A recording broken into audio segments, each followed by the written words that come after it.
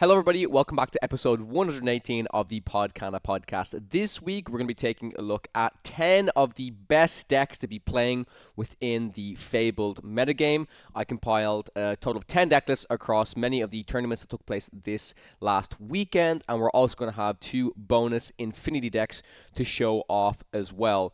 So, firstly, before we start this episode, I want to say a huge apologies to Sky. If you guys know SkyLorcana, he's a big competitive player within the community, and we had him on as a guest yesterday.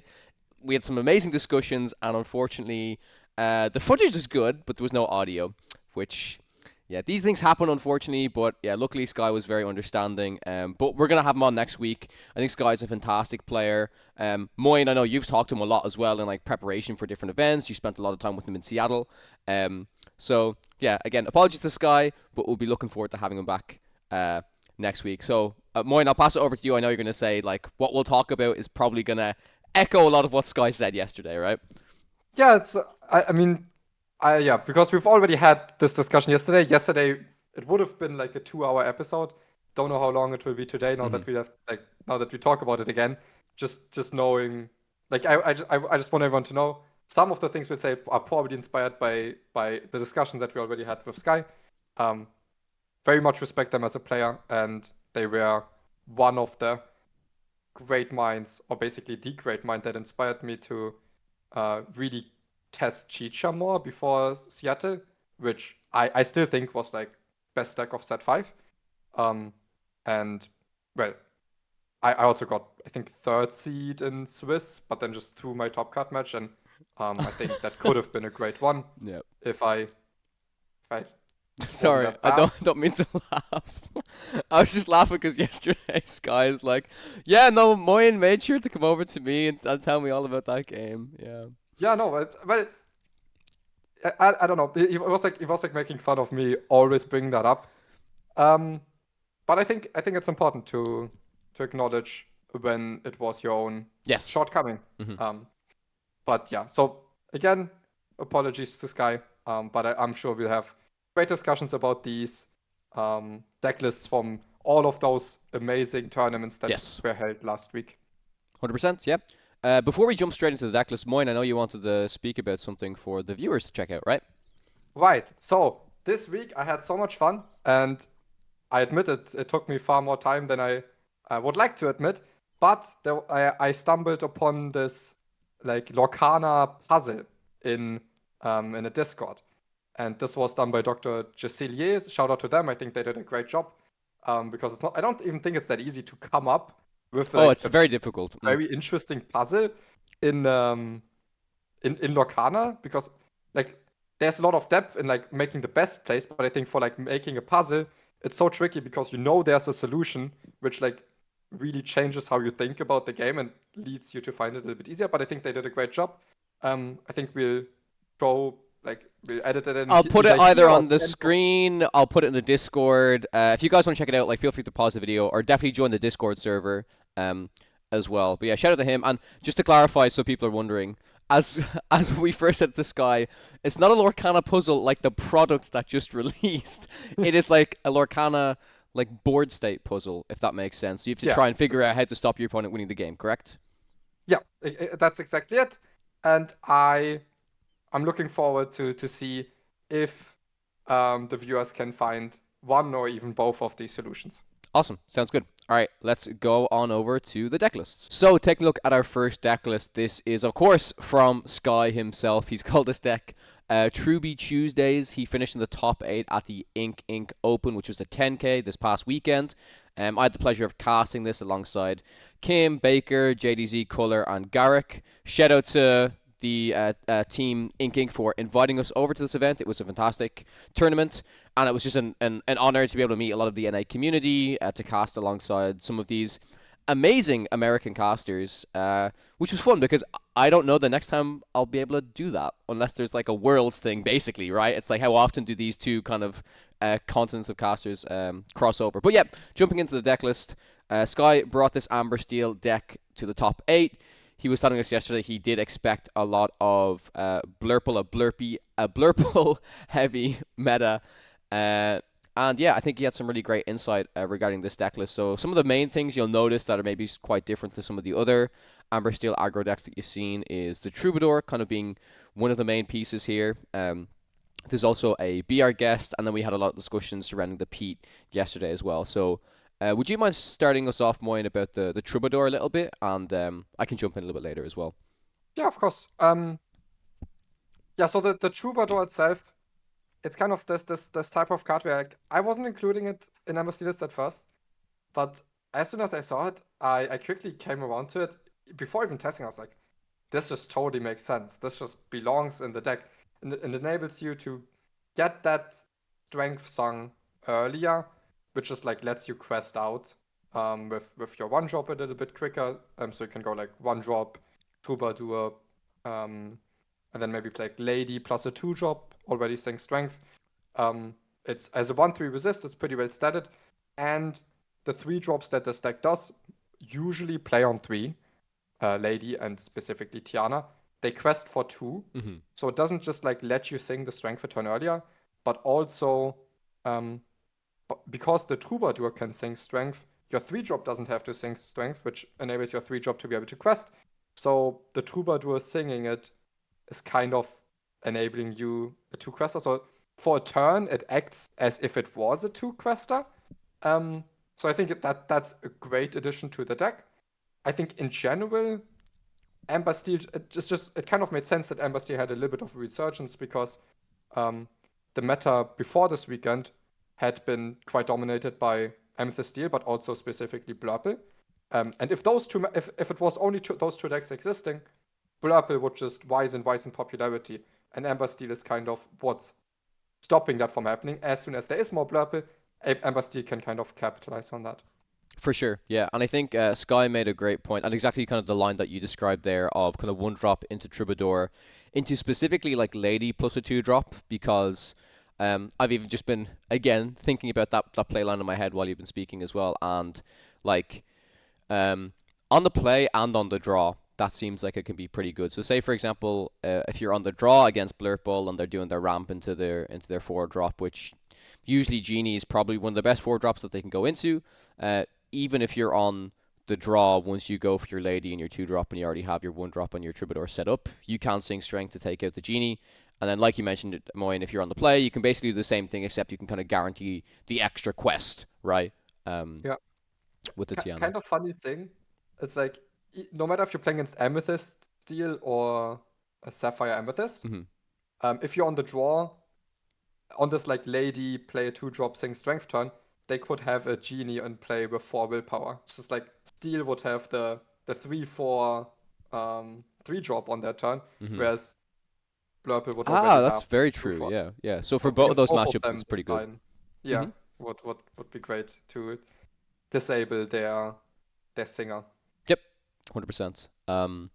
Let's touch on this Pete a little bit. I know Sky said it was mainly included in this matchup or in this deck because he also expected a little bit of blue-green to be running around, so kind of some help against a potential under the sea coming out against this deck. At this specific event, the team Ink Open, there wasn't that many blue-greens. There was some like being played, but not too many that topped, unfortunately. So this card wasn't as useful. However, that doesn't mean that the card was useless. There were many times I even saw Sky on when we were casting him, like utilizing this for the perfect moment to say, okay, if the Blurple player has the Into the Unknown, this is pretty much like the perfect spot for me to play this Pete to like kind of really protect my board and force my opponent to have to potentially double pay even. Maybe I remember that happened in one of the games where the opponent ultimately had to spend 6 ink to take out the Tiana, which in that game, weirdly enough, wasn't actually that bad. I think the Blurple player still won, believe it or not, but you still want to put your opponent in these kind of awkward situations. One card that really was surprisingly good for me in this deck that I looked at was just this 1-drop Rhino. Like changing a breakpoint on something to have like -1 strength until the start of your next turn was actually quite relevant in a lot more situations than I originally anticipated. Would you say like you find a lot of value within this 1-drop in the deck as well, Moyen? Definitely. Yeah. I think the Shift Rhino is a little bit lackluster at times, as it doesn't enable you to put up as much lore onto the board before you can kind of lock the board down with something like Tiana or an early strength. Because you spend 3 ink on this one character instead of like going 1 drop, 2 drop. So I have been trying lists without the 4 drop Rhino, and funnily enough, the 1 drop Rhino, I've never cut it. It's like even without the shift, I do think this 1 drop is it helps you to flood the board. It helps you to change breakpoints and get an extra quest in because it doesn't allow the most efficient trades for your opponent. So yeah, it's crazy because I think it's so different to last set. Last set, okay, yes, Rhino still sometimes helped you like enable a Rapunzel or something, but Rhino was kind of this lackluster card that was mostly there for shifting. And now the shift got so much worse, but the Rhino is still good. I think that's very, very interesting. Yeah. Would you mind speaking a little bit why you think that the 4-drop Rhino is maybe a little bit worse? I know Sky very much shared the opinion with you where he was looking to maybe mess around with like putting something else in place of it. Yeah, it's just the well, as we've talked about, the shift isn't as impactful. Your best opening lines is usually not Rhino shift Rhino into Tiana or Lady or Pete. Because your best opening line very often is something like Daisy into Nala. It's like a very common, very aggressive line, and then locking that board down with something like a Tiana, or just flooding the board even more with Lady if your opponent's struggling to contest anyways. Is what you go for a lot more often. And once that is the case, where Rhino isn't one of the main lines you're going for, you don't actually get to shift the big Rhino that often because you're not keeping it in your mulligan. So it's just like this occasional thing that sometimes happens and isn't awful, but as no longer one of your main lines, it kind of makes a lot less sense. Yeah. I think one of the main cards that Sky might said he might have opted or wanted to include instead, but didn't have enough testing, was the Sven that I think we've mentioned it in a few of the past pods as well as a card that we love. All just like as its main use as like quest with Nala, ready it, and threaten 5 more lore next turn, but also occasionally ready some opposing bodyguards or Tianas. Yeah, I think Sky described it as if you can play a Sven with a Nala, you're basically playing a character with 5 lore. I kind of like the way he thought about that in a sense, right? It's like because you're kind of very much protecting this Nala. And also, I think it's very important if you play this deck to understand some of the play patterns in terms of if you got like 1-drop Nala and then you kind of do your Tiana. A lot of the time, I think maybe some newer players might be like, oh, well, as soon as the Nala is kind of available to quest, I'll quest with it, right? And of course, the more you play Lorcana, like fundamentals, okay, if your opponent kind of has a favorable trade, maybe you don't want to quest into it, but still, maybe more players who've played other aggro decks are like, oh yeah, but I'll still turn it sideways. I'll make my opponent like take the trade. You kind of want to start questing with your Nala very much after your Tiana is exerted. That's when it gets the most value because they really just can't touch the Nala then. Granted, there's different situations when that comes up, but in the early game, I think you really want to make sure your Nala is exerted when your Tiana is also exerted. 2 final cards I want to touch on. Fire the Cannons and Be Our Guest. Fire the Cannons we talked about a lot when we spoke with Sky, right? He was like, I wish I could put more in my deck, right? Yeah. And the main reason you can't is because Daisy is incredible, Nala is incredible, Doc is incredible, Tiana is incredible. Yep. So this deck naturally plays kind of these 16 uninkables before you even start deck building. So it doesn't leave up that much space for a reactive, like somewhat reactive card in a deck that wants to be so proactive, but it can swing the board so much by like disabling the purple 1-drops from trading. Yes. They, like for example, Blurple often relies on just playing this 1-1-drop that can challenge, and then they ramp, and then they play the 4-drop. But like if that 1-drop's gone, you can quest out very, very, very, very well. Also, it's like it is very good against boards that are setting up to be able to sing a good strength. To already have them down 1 character. It's very good against the illusions, which it never used to be an issue for Amber Steel when they had Stormrage on, but now being able to banish an illusion with fire cannons means a strength actually gets to be saved for like taking out an entire character. Yep. And yeah, the BR guest is something that I know you were a little less on board with, I believe, yesterday when speaking with I Sky. didn't like it at all. Yeah. As I kind of like, I don't want to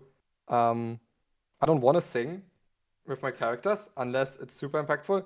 And BR guest is kind of this. It is not very impactful. Helping that one dog, yes, or finding that first dog or that dog when you need some more refill, that's the most impactful thing that can happen. But in comparison to previous BR guest lists where you had like Ariel, Beast, the big Ariel, Namari maybe, so many high impact cards, it can't really do as much. And for this super aggressive deck, sacrificing a lore is super, super expensive.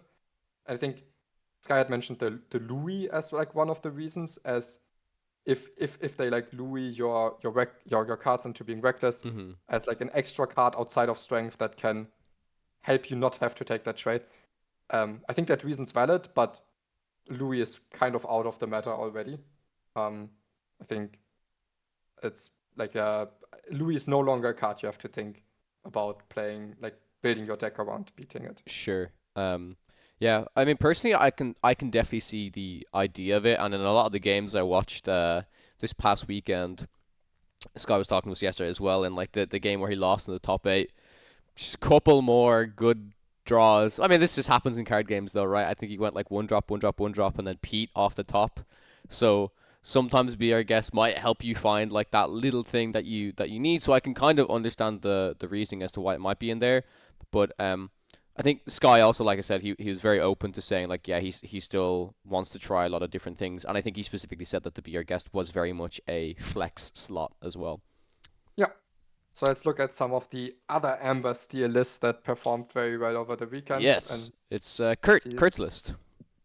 Yes, you see some of the different ways they went about building it. This one's very, very similar. It plays 2 Captain Hooks less.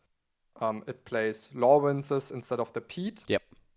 So not as great against green blue, but outside of that, just like the more aggressive, proactive good 3-drop. Good 3-drop, yeah. And this one does opt to include that Sven we talked about and doesn't have the fighter cans.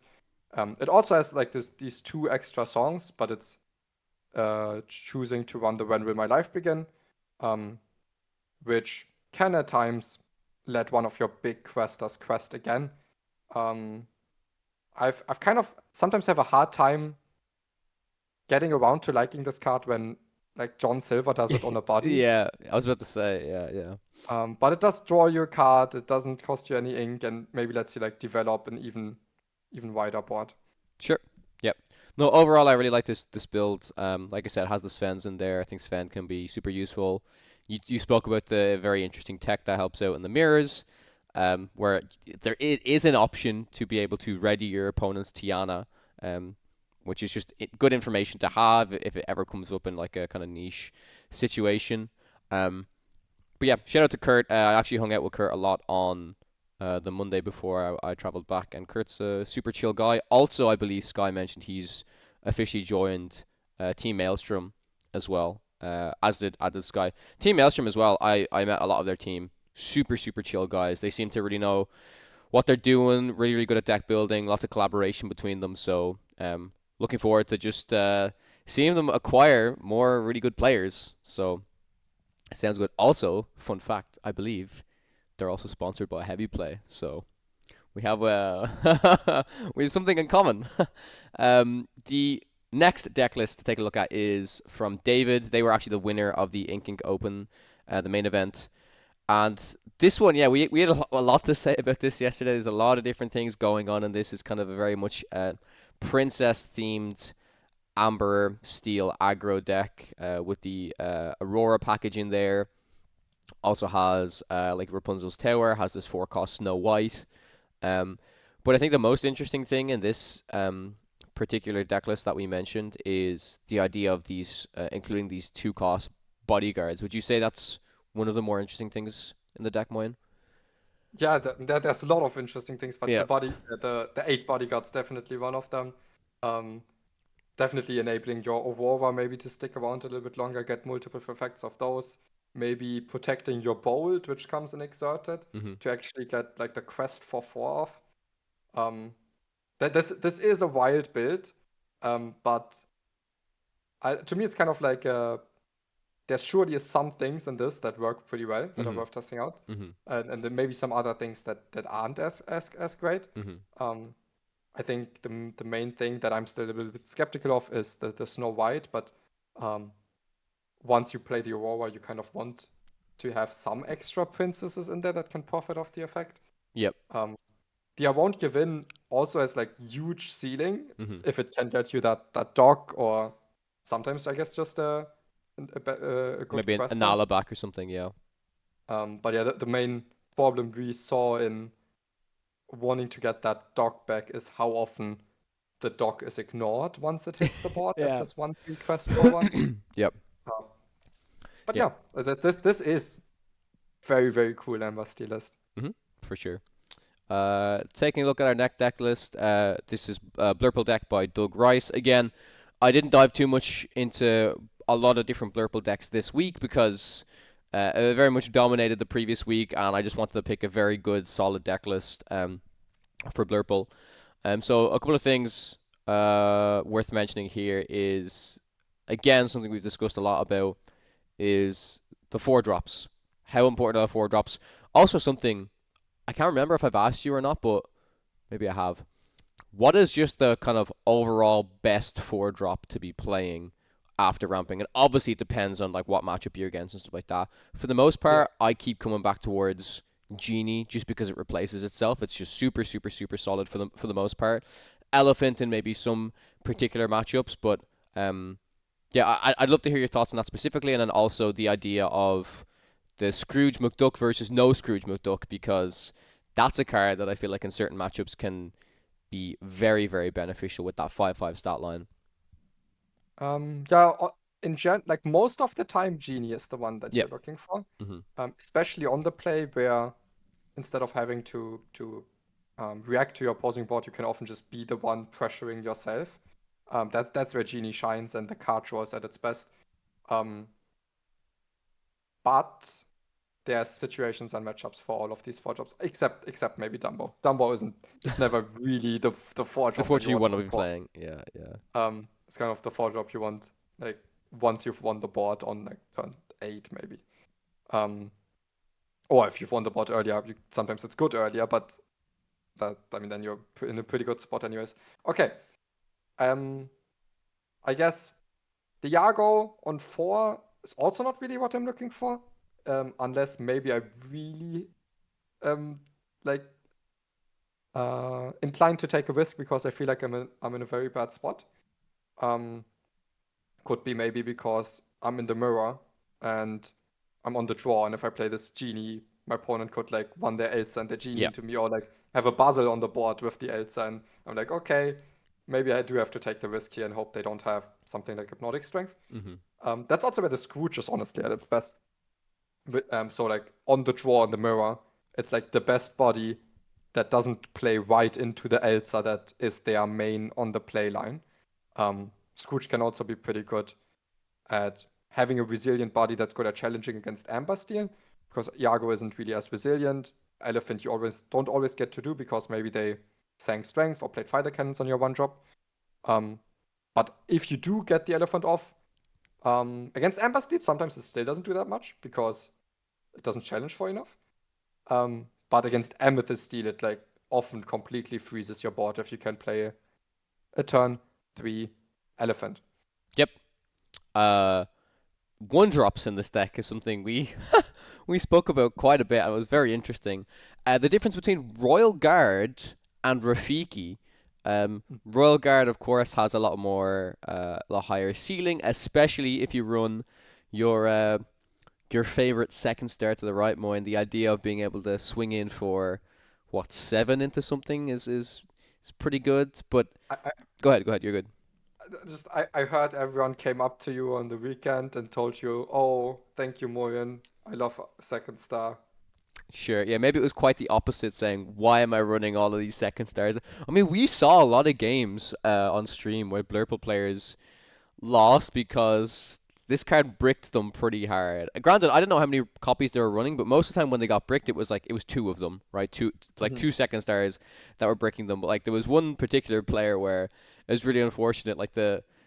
I think this is like very unfortunate for them to get back. The cards they literally got back after altering their hand were like basically like two Hades, and Elsa, maybe one or two second stars to the right. Like it was really, really, really not good. But I think with how many uninkables there are in general in this deck, like that should rarely, rarely happen, right? There's only in this particular build, there's what 12, I believe, unless I'm Yeah, miscounting. Yeah, there's just 12.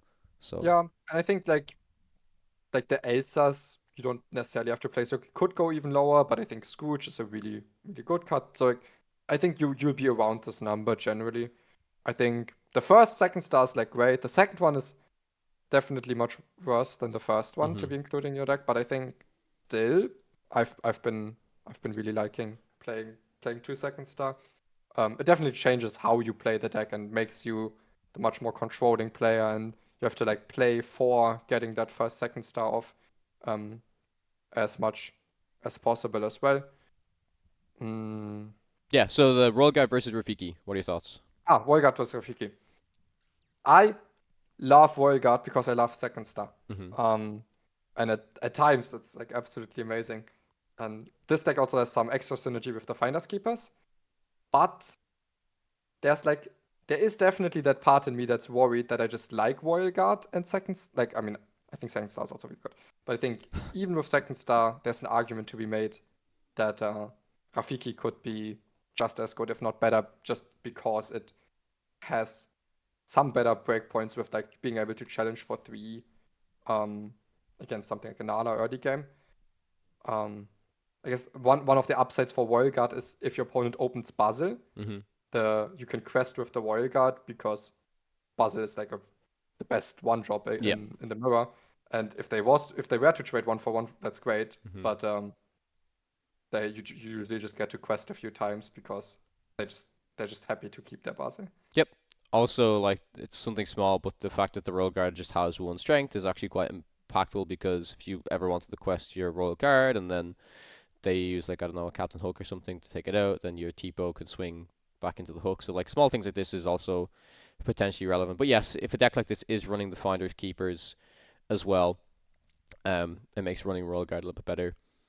Yep. Um, Go ahead. You're good. There's also the Baymax that kind of Yes. did well last weekend. The 5 cost 2/6, which is another way to kind of capitalize after maybe the 4 drop into Elsa opening on like the damage counters that you do have. Add some extra reach to the deck. I'm personally still like slightly skeptical because it doesn't help you win the board as much as I kind of want like almost all of my Blurple cards to do, just so that then I then get to capitalize off the Dumbo and second star draw. Yeah.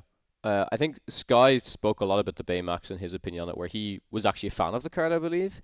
And this, he said he liked the idea of it where um, after your kind of your turn 4, turn 5, you could actually play the Baymax in your turn 6 because if you've used your Elsa to swing into the opponent's Genie or something and both of your characters have 2 damage in them, like your Genie and your Elsa have 2 damage, you can play the Baymax and get some okay value from it. But I believe you also mentioned that like yeah, the bell is probably nearly just as good in a kind of similar situation at times.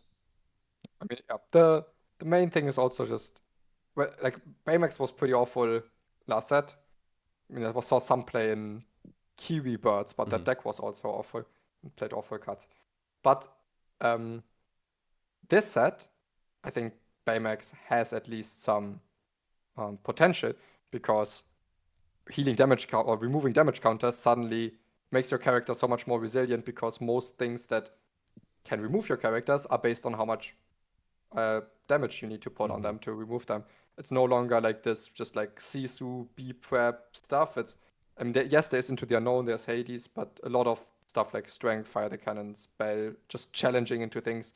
Like your character does actually survive a lot more with less damage on them. Sure. Yeah, yeah. The last thing I want to mention in the Blurple deck is the idea of develop your brain.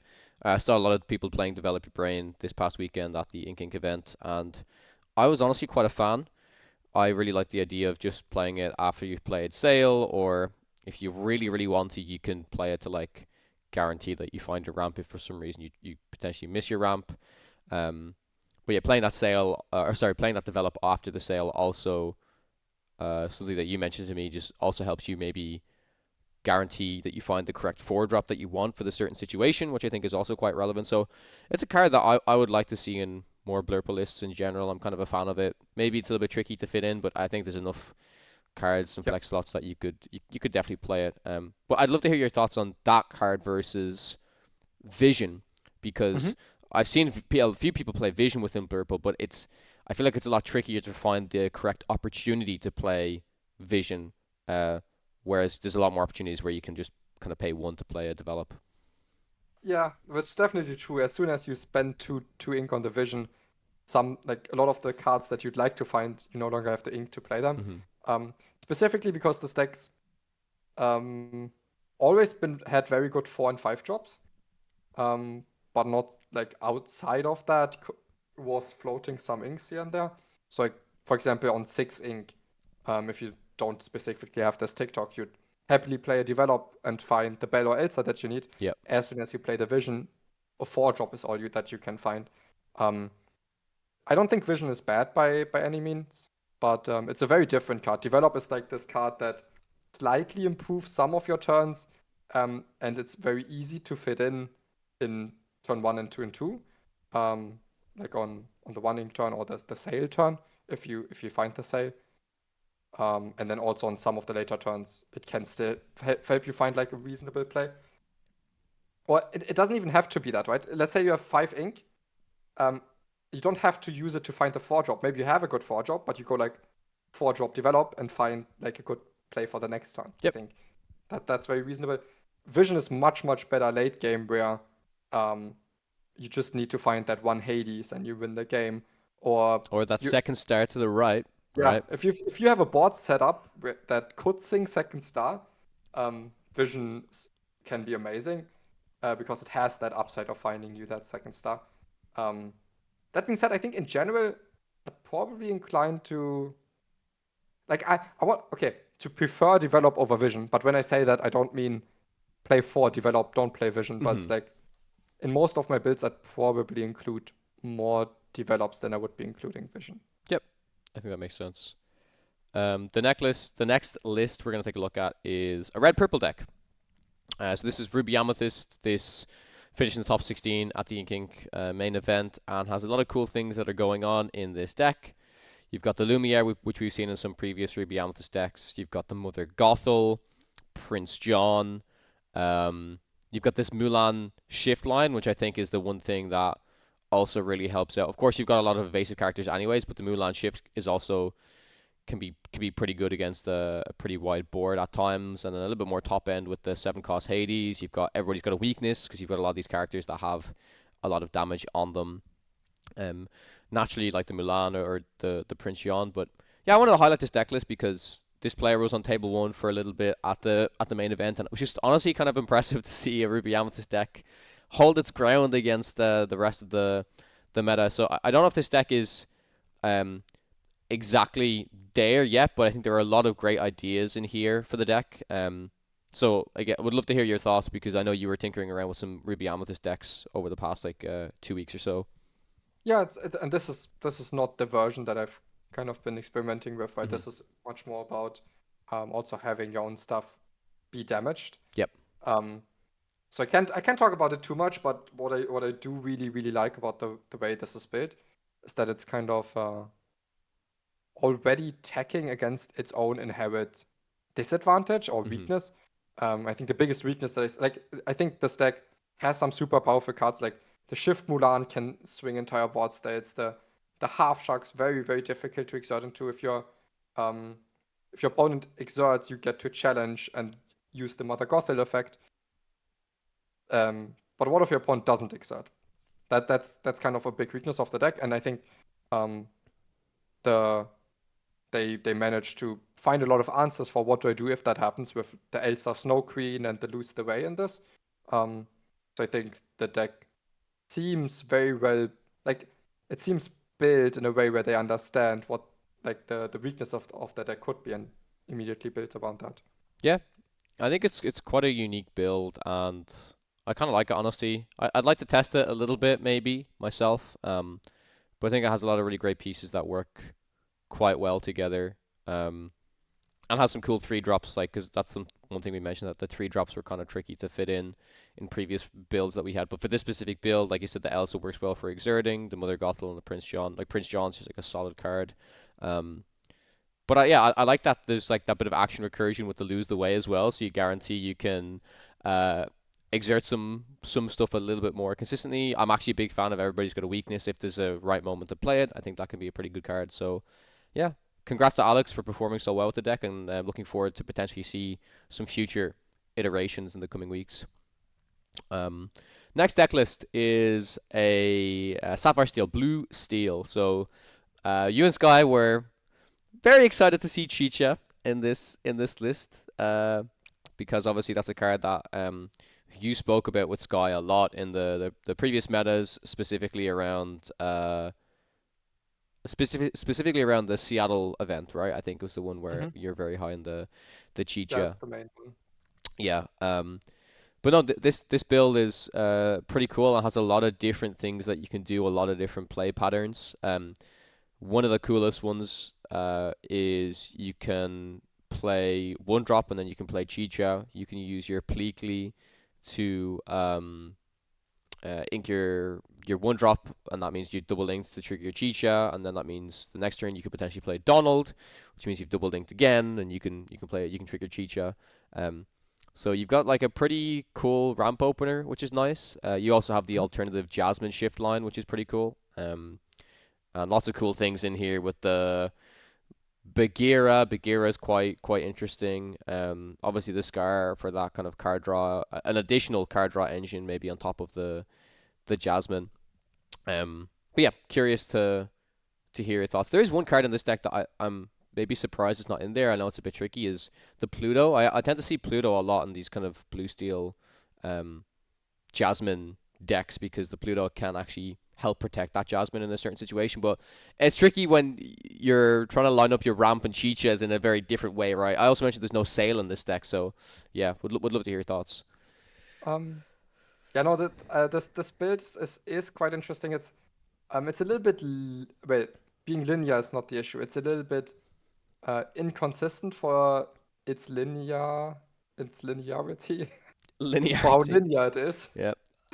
It's lineage. As in, like, yeah. Because if, let's say, one of the great openings you have is like the Chicha, Pleakley, Donald. Yep. But you have like three Chicha, four Pleakley, four Donald, and it's like, how often can you pull that off? I guess if you don't pull that off, you kind of need to instead go Jasmine shift. Yep. And then at some point Pleakley that, and that's fine too. But I think there will still be a good amount of games where you don't find one of these great openings. Whereas in the past, maybe you had blue steel decks that had 4 Quill, 3 or 4 Donald, and they would always want to vamp on 3. Or you have like Ruby Sapphire decks, or most Sapphire decks now that just say, okay, I play 4 Tipo for sale, I build around vamping on 2. So that this deck is quite different in that if you don't find Pleakley, you do just go 1, 2, 3, 4. Yep. And you just have 4 Pleakley. So there's some risk in that, but if you do get either of these strong opening lines, I think you will quickly put on a lot of pressure, unless you may be getting out aggroed while you're setting this up. I think while Pluto is great, especially as it has like 5 strength, so it can also be sacrificed well for the Scar. It can protect Jasmine well. I do think it makes sense that it doesn't make this list, because if this list Pleakley's on 3, then you're skipping the 4. Makes sense, yeah. And sometimes you're even skipping the 5 if you go like Jasmine shift Pleakley, and then immediately go to 6. So I think it makes sense to me that this deck's very heavy on 5 drops and late game over playing too many actual 4 drops. Yep. No, I think that makes sense. We do see the Lilo in this deck as well, card that I know we've talked about a lot. Maybe not your favorite card, but I can at least see some reasoning as to why it's in here. It helps like the characters, for example, that like are evasive on your turn to be able to hit into some quite important targets within the meta, like this genie can then trade into Genie Wish Fulfilled, or the same thing with the Mr. Smee. Without these characters that are evasive on your turn, I think this could definitely struggle against just evasive characters in general. Would you agree with that? Like obviously you've got the strength and you've got like the like some big top end like Vincenzo maybe that help out a little bit, but I mean, you have the Smee and the Genie, right? mhm. That are Yes, invasive on your yes, turn. yeah. That's what I'm And talking about. Yeah, I guess if you give them Challenger +2, they can also get a decent trade. yep. I feel like part of the reason Lilo makes the cut in, or like makes it into these lists is Is it because because also the Pleakley? No. he's an alien. Yeah. But I still don't know how often that comes up, to be honest. Yeah. But still, Genie, like Lilo, I think is much better in this list than in most other lists Mhm. because you don't need a 3-drop as much that's good on 3. And that's really when, like, turn 3 is where Yelana and Jafar outshine Lilo the most. Yeah. But if you are on 3, have like these main lines involving Pleakley all that often, then maybe you can like set up a whiteboard and later in the game, Lilo, and you're not as reliant on sometimes having to play it on 3. Yep. The last guy I want to touch on is this Bagheera. Sky found the Bagheera quite interesting. I know he was pretty interested in testing around it a little bit, and he was like, I really wish you could have the option to pop the Bagheera with the Scar at the end of your turn. But unfortunately you can't because Bagheera reads during your opponent's turn, right? So Right. Yeah, you can pop it, but just like it won't deal 2 damage to all yeah, opposing characters. yeah. Mm-hmm. What's your thoughts on it in general? Yeah, I think well he was starting to cook. Maybe you can play it in like Amber Steel, go wide, and because Amber Steel these aggro Amber Steel decks force my opponent to challenge into me. Yep. So they're often left with like a little bit of damage because they took all these value trades. And then if I Bagheera, maybe it buys me a lot of time. I am skeptical about that, but don't mind the cooking. I think he was a little bit as well. He was like the biggest problem is it just costs 5. Like it's pretty Yeah, expensive, right? 5 is a lot. Yeah. It's like even with Sven already. I love Sven in Ember Steel, but with Sven already, some people are like, yeah, it's great, but I don't want to play it because on 4 ink I want to play 2 characters a lot of the time, and then sometimes you don't even get to 5 ink. Yeah. The next deck we're gonna talk about is Amber Emerald Lemon Lime. This is a deck by Level 9000 or Diego, the DLC winner of Toronto. They got top 4 at a 5K at CCS last Sunday. And yeah, this build was quite interesting, honestly. Has a lot of just general kind of aggro dog stuff that you can do with an Amber Emerald. But this specifically includes the Emerald Chromicon, which once that kind of gets down onto the board, can be pretty good at just bouncing a lot of your opponent's things. You do also have the option to like bounce some of your own stuff, although that's not always that important. It depends on how good it is. Like you could bounce one of your own things to like protect it, or maybe bounce something back for a good on play. Some just like important things to remember about Emerald.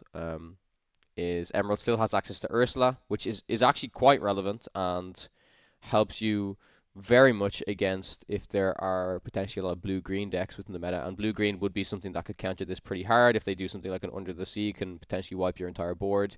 This Ursula, of course, allows you to potentially snipe it out of their hand. Ursula just also works pretty good against the Strength and the Into the Unknown at a certain time, and I think it's worth noting because we've been in this like meta for so long from 1 to 8 where it's like, oh yeah, like they're gonna Ursula turn 2, so I just ink my song and I'm always fine. But it's like, yeah, but like how many decks are running Ursula these days? Like not all of the green ones are. You probably think that most should be, maybe, but that's kind of the back and forth we go between, right? It's like, how good is the Ursula if there is such a small amount of songs, but those songs are still so powerful. So how greedy will the opponent get, right? Of like, oh, I think I'll really keep this song. There's also Curse Merfolk included within this deck list, which is kind of replaced the 1-cost uninkable lady. I want to give a shout out to Brian, aka Solo Falcon, who was at the Ink event, one of our listeners, and I was talking about like just the dogs deck in general. We both kind of agreed that we like the idea of Merfolk maybe a little bit over the lady, so I'm glad to see that inclusion in here in general. But But I don't know. I think Dog's decks, from what I saw this past weekend, really surprised me. I think they can go quite aggressive. I think they have quite a lot of reach still with the go-go. People always have to kind of keep that in mind. And I'm yet to see this deck really be played out, but I'd be curious to test it a little bit. The other interesting thing is that there's 6 cost tramp draw engine. There's only 2 of them included, and there's a lot more of the 7 cost tramp. The one that like draws you a bunch of cards and then kind of filters them. Sky made a great point where sometimes you can just win if you have such a big board already that you can play multiple of these tramps. So if you play tramp and then find other tramps and just play tramp and find other tramps, there's not, if they don't have the Under the Sea specifically, they're not really removing 2/6s that easily. So I like a lot of the ideas in this. Moyen, I'd love to hear your overall thoughts. Yeah, in general, this deck will be a monster on the play. Mm-hmm. It has always been that with the 4 Daisy, 4 Murfolk. It can be so aggressive, and I think the Quamicon specifically will also like the deck inherently force your opponent to react to you if it's not an aggro deck itself, and then just to stop you from winning super early, and then they will still be forced to deal with your stuff even when you play the Quamicon, and it will provide so much tempo against Blurple, because Blurple, they don't really have the option to go wide instead of tall. They have to like ramp into these 4-cost, 5-cost, 6-cost. And even after ramping, they often play like one thing a turn. And when they do play one thing a turn, like as soon as they take out anything, you just bounce that back and kind of nullify their entire turn in terms of tempo. So this is definitely an amazing deck against Blurple, and I think they also said they faced Blurple 8 times over 2 tournaments with this. Yep. And they were able to win 7 out of those 8 times, Mm-hmm. which is definitely a very impressive record. They used to, like in the first tournament, they also had an Under the Sea, which they say bricked them too much. But I think like the one of Under the Sea I kind of rated as a way to beat other aggro decks, as it should be able to like sing it pretty consistently, even against like the slower decks. It still hits like the 4-cost Genie, and there's still some tempo gained. You can find it with the Trump pretty easily. Well, I say pretty easily. Like that's a way to really try and filter for your one of Under the Sea potentially, right? Yeah. So in general, I think Emerald definitely has potential. But finding the list is it's made more difficult because less people play it, because a lot of people just play like Amber Steel, Purple Steel, Blurple. Yeah. That makes sense. The next deck we're going to talk about is Amethyst Steel. This is a deck by Thiago, who took down the 25k at CCS last weekend. Went back-to-back, also won the SSG event with Amethyst Steel as well, I believe. And this is very much a illusion-based Amethyst Steel deck list, where you can kind of go like your Palace Guard, your Raja, your Giant Cobras, and your Treasure Guardian, which is pretty nice. And I saw a version of this played at our tournament that we were at last weekend as well, and it proved to be pretty good overall.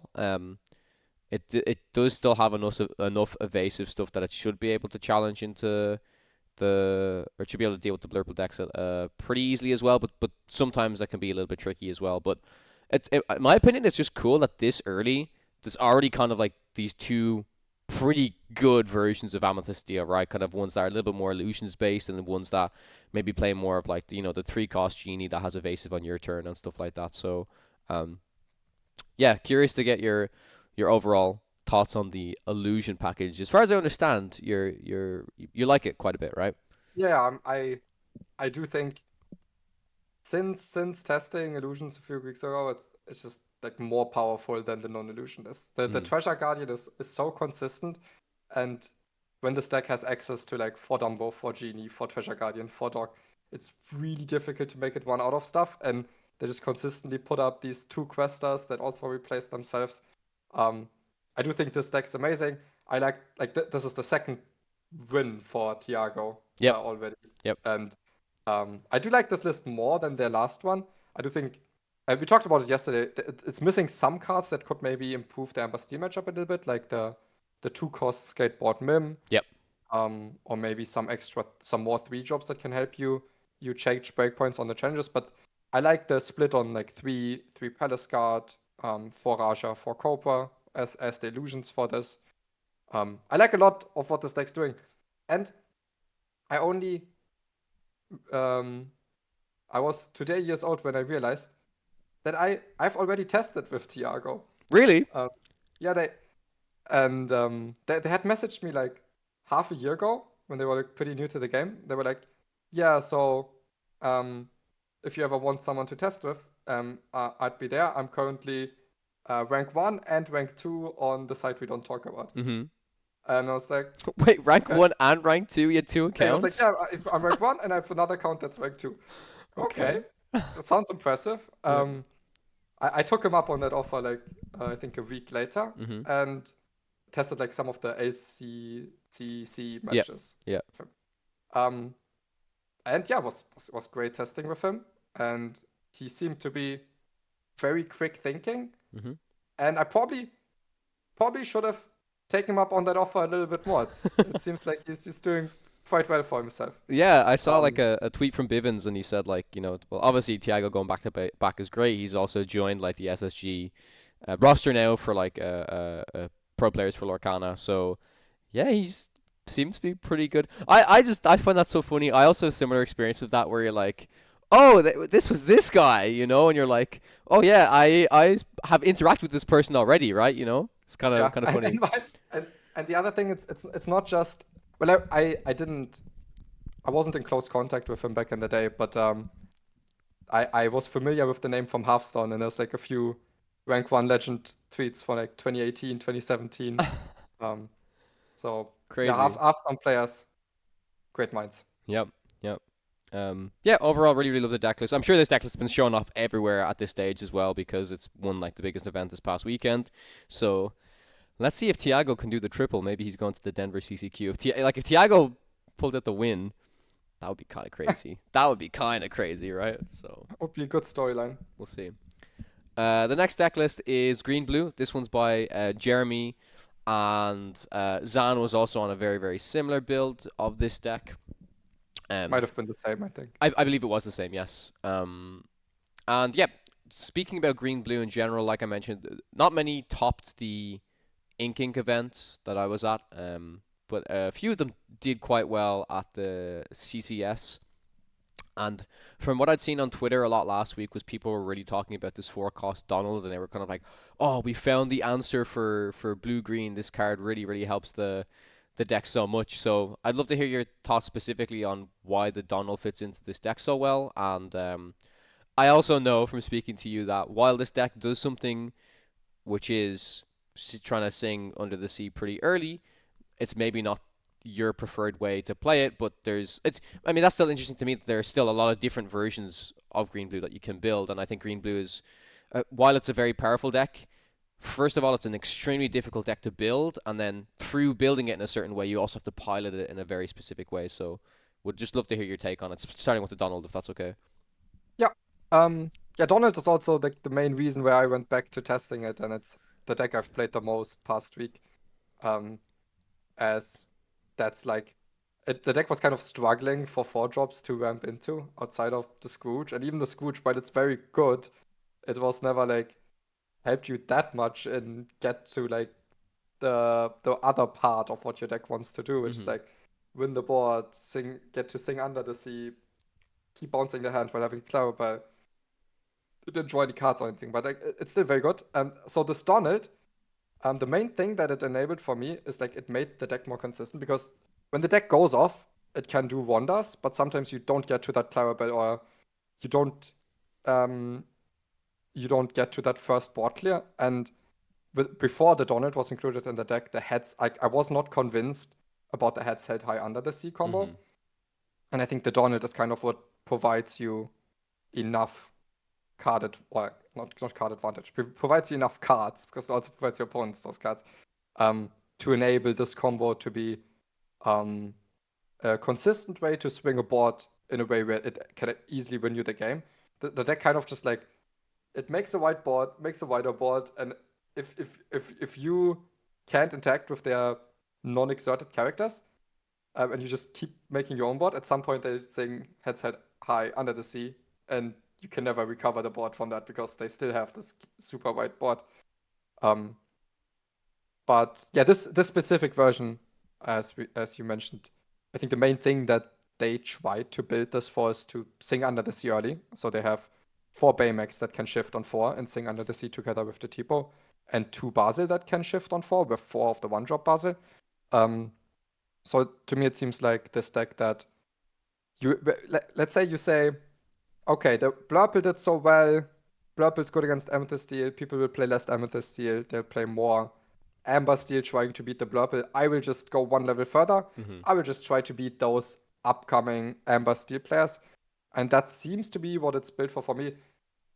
The reason it's not my favorite version is I think that having so many 1-drops and also the uninkable Baymax, while it helps you think that early under the sea, it really hurts the rest of your game plan and makes your average draws mid to late game much worse.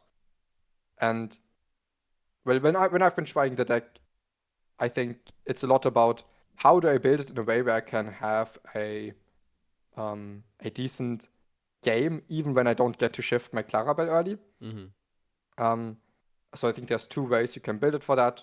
One is you go very heavy on 4-drops, you just ramp into a 4-drop, then play the Donald flat-footed to ramp into your 7.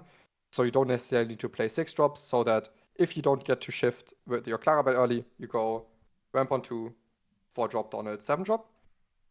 Or you build it around Pleakley, at which point you need to play more 1-drops, the best one being the Bobby Zimuruski Spray Cheese kit, because it helps the consistency of the deck quite a bit. And if you build it that way, you can also maybe play a little bit more on Inkables, like Hades, and Mother Knows Best, because you also have like the potential to discard some of those on Inkables with the Bobby. And then you play, if after ramping on 2, you can Pleakley, and if you just Pleakley, you have 6 ink on the next turn. So I think John Silver makes more sense in that version of the deck. Or you go Sail Pleakley, which even skips that 6-drop and like hyper ramps you into your 7-drop, and you can just like hard cast the Clarabelle very, very early, which if you're not being pressured by an aggro deck, puts you in a great position for the rest of the game. Yep, I think I've seen a few of the Bleakley builds running around, and it's cool. Again, also like I mentioned, to see so many different kind of tweaks and versions that can be played. I believe Joseph Quigley is his name, who was playing a lot of the Bleakley within Green Blue. So shout out to him. Yeah, this is a deck I want to test more. The problem is it's like I need to sit down and actually like have the time. I feel like I need to put in so many reps of this deck to really get good at it, understand it. But that's kind of what I had to do for my niche deck I liked to play last set, right? I was about to say this feels similar. It's like it can combat all of the like it has a good a good enough matchup spread against the top dogs of the meta. It's still a niche deck, like, because people like it's a very different playing style. Yep. It kind of feels very similar to Amber Emerald in those ways. Yeah. I'll have to give it a shot. We have an event that we'll be talking about in the future coming up next week, where myself and Moyen will both be at. So I have to decide on something to play, and it might be this, but I need to have the time. I need to have the time to test, but it'll be fun. The next deck I want to talk about, the final deck. I remember showing this to you and Sky yesterday, and it is a little bit crazy. This is a build from Joshua Paultre. They were the winner of the DLC in Atlanta. They played like their crazy Amber Amethyst build, and they took down that tournament. So Joshua is very much known for playing quite off-meta builds, but seems to very much enjoy doing so. I like how experimental and creative he can kind of get with some of the decks, and this deck in particular can looks like it can pop off in a high roll pretty well, but it's just how consistently can you do that is kind of the biggest question that you have for it. So this is like a Lemon Lime Circle of Life deck. You can play a couple of singers here, like the Ursula, the Aurora, if you start off with Bobby, or even you've got the Easeman here as well to discard one of your big characters like Stitch, Clarabelle, or Jim Hawkins. You can sing Circle of Life to kind of cheat them out a little bit faster. Although There is, at least against like if you're playing Blurple, there is kind of a way to answer this big character relatively early by playing something like an Into the Unknown. Again, it's not like the best answer for it, but it is an answer. This Jim Hawkins in here is why there's just a couple of different pirates in the deck as well. I will say Captain Hook is a 3-drop within this deck, or just Captain Hook as a 3-drop in general within Emerald. It's quite a good card in my opinion. It's just a 1/4 request for 2, and whenever it's challenged, you draw a card. I just don't know if there's enough Emerald decks that this deck just naturally fits into it well enough. I did include it in my like very early Emerald Steel Pirates build, which at some stage I'd like to go back to that, just as like I feel like that would be like kind of a fun deck that we showed off. Has some cool stuff you could do with it. This is also has Under the Sea to try and combat a few of those more aggressive decks as well. But overall, I mean, it's still got top 64 at an event that had over 200 players, which is like pretty good. But I believe Joshua finished like 6-3 with it. But yep, I just wanted to highlight it because cool different version of the deck to show off. And now I'll pass it over to you, Moyen, to be the brutally honest person of why this deck isn't good, in your opinion. Why do I always have to be the one? Because that's what you're known for, bro. I try to be the positive person. I can agree with you. I can agree with you. You know. Yeah. Yeah. Okay. No, I don't. The deck looks super fun. I guess the main problem is for like the high rolly lines, you kind of need a lot to go your way. Yep. So you have like this. The Clarabelle thing on its own doesn't work as well without Sapphire attached to it, because then it's like the opponent has much more time to get rid of the early Clarabelle, so you don't get to shift. And then when you don't get to do that, instead you might have to like set up all the singers, find the Isma to discard the big guy, and also the Circle of Life. Finding the big guy is the easiest, but you like, still require quite some pieces to get things going. I was curious on the gym. So the pirates are like 2 rabbits, 4 hook, 4 silver, and the other 3 gems if you play a gem. Yes. Or is there more pirates that I'm missing? No, I think that's it. Yes. There's not. Okay. There's not too many pirates. No. Yeah. So I quickly threw it into calculator, and I mean on average you get like 0.88136 pirates per Jim Hawkins that you play, which is like a little bit less than 1 card on average. You miss 36-ish% of the time, and then 43-ish% of the time you get 1. Sometimes you high roll and you get like 2. Very, very rarely you get 3 or 4. But I think that's fine for this card, right? If I'm just comparing it to Stitch, if it like on average gives me about 1 card, but it's also a bodyguard. Yep. It's like in this type of deck, that's probably all right. Yeah, it's just a big card as well. 4/7 is your stay. It ain't easy to remove a card like that. Yeah, but Stitch is a 4/8. Yes, yeah, that's true. But yeah, that's pretty much it for 10 of the core constructed deck lists that we wanted to show off to you guys this week. But we will be moving into Infinity, and something we talked about a lot this weekend is it's. Weirdly enough, it's actually still kind of important to, in my opinion, keep your eye on Infinity, maybe not week to week, but month to month, because eventually there's going to come this stage where the DLC is going to come up, which is going to be Infinity format. And I feel like I repeated myself so much on the broadcast, but I was like, I wonder if, like, you know, everyone's going to be playing Core Constructed, everyone's going to be playing Core Constructed, oh, Infinity Tournament coming up, everyone's playing Infinity, everybody's cooking, and, like, if something's already in there that's, like, incredibly broken, or... You know, I'm just curious to see how much Ravensburger are going to monitor the format themselves, if that makes sense.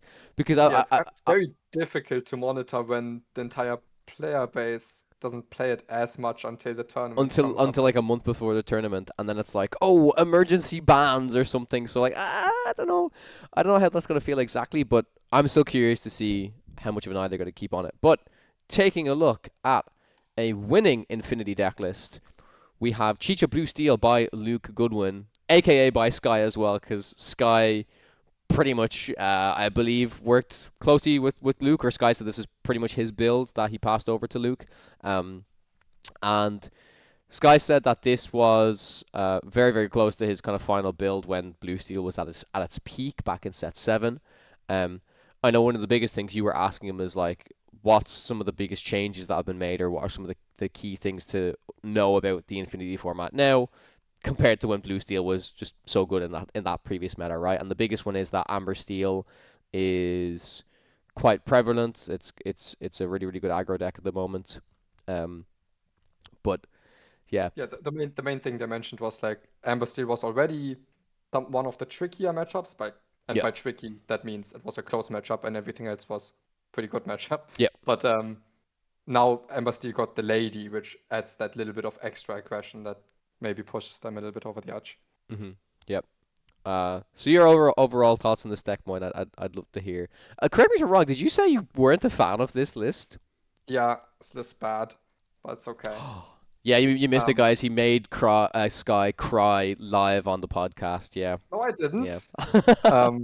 No, I'm like it's just before the bans, it's just like a deck where I felt very like I feel like I'm often very open to being wrong, but with that deck I put so much work into it and I was like quite sure on how to build it, and I was preferring the like ramp on 2 way to build it over. It's not like this never ramps on 2, but I was playing that as like the main line instead of this for Chicha, and I think the version that I liked before the bans would be better in both the mirror and against the Amber Steel. But at the end of the day, it's very small margins, and like I'm still very open to me not having followed the Infinity format. I'm kind of just like judging based on what set 8 was before the bans. Yep. But apparently not much. Like I don't know if it's just Lady that got added to Amber Steel, and not much has changed outside of that.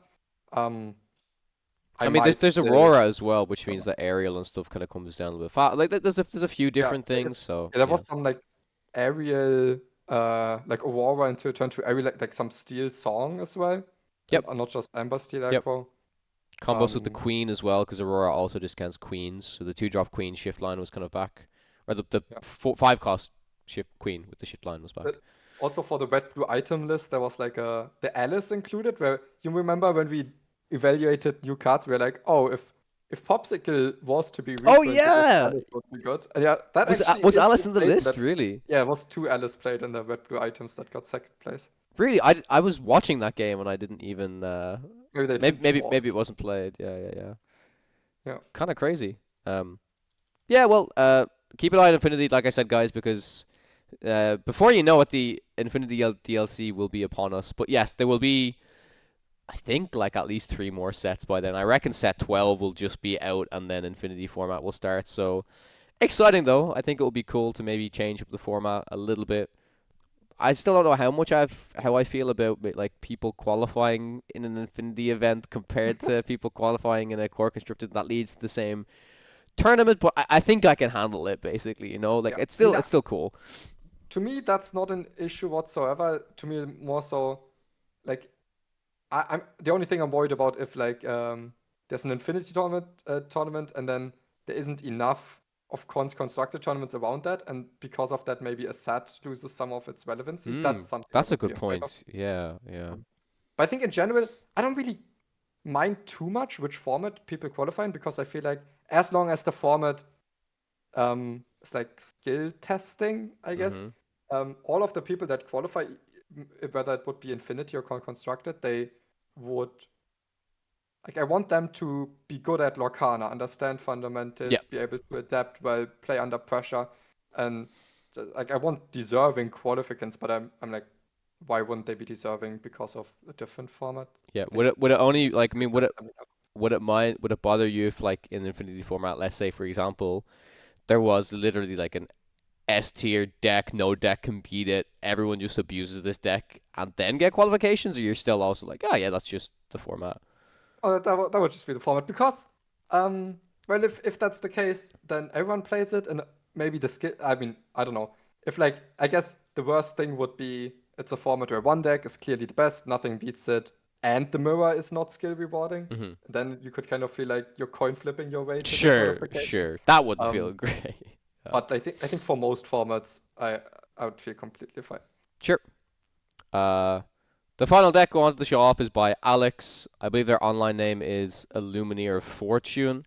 This is the same player that within set 8 performed very well with a Ruby Sapphire deck that had like the legendary Tinkerbell, the Prince Johns, I think, Maximus. It was kind of going for this like strength-based package within Ruby Sapphire.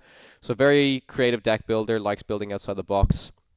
They told me they played in the main event of the Ink Inc as well.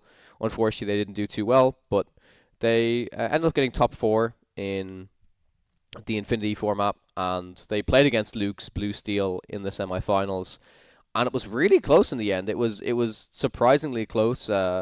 Luke made a little bit of a...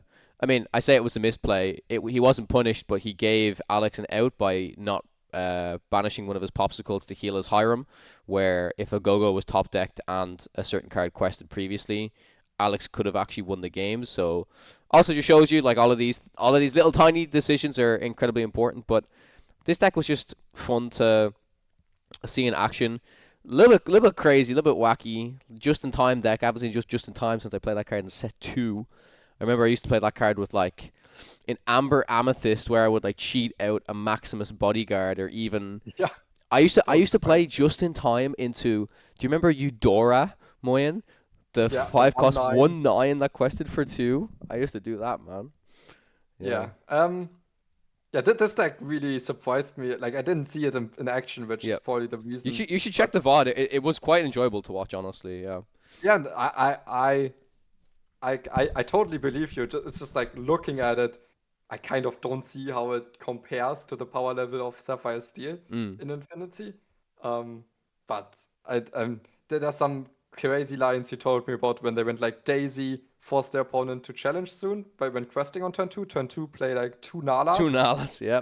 And then the opponent has to challenge the Daisy. You go just in time quickie, the Nalas challenge back. There's some fun stuff for sure, but overall, if I'm looking at this, it kind of seems like a fair deck, if you know what I mean. I don't feel like it's doing too many crazy things like playing a bell for free and singing Let the Storm Rage on for free, and then playing items and playing a Scrooge for free. Instead, it's like kind of an honest aggro curve outside of, okay, you can also just in time a 5-drop and get like, that's I guess some ink cheating that you're doing. It ultimately kind of came down to... Yeah, I mean, even in the games where they did the just in time, they kind of had the Cricky and they were starting to get a little bit more aggressive.